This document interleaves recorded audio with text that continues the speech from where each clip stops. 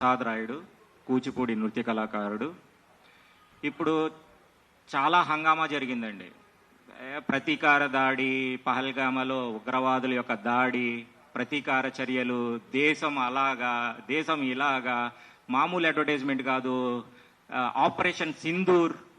సరేనండి, ఇప్పుడు పహల్గామ్ దాడి జరిగినప్పుడు 26 మంది పైగా చనిపోయారు.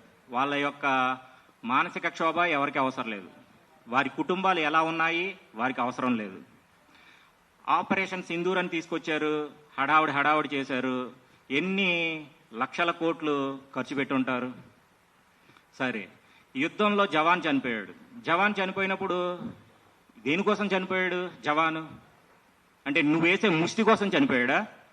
నువ్వు వేసే 50 లక్షల ముష్టి కోసం చనిపోయాడా? దేనికోసం చనిపోయాడు?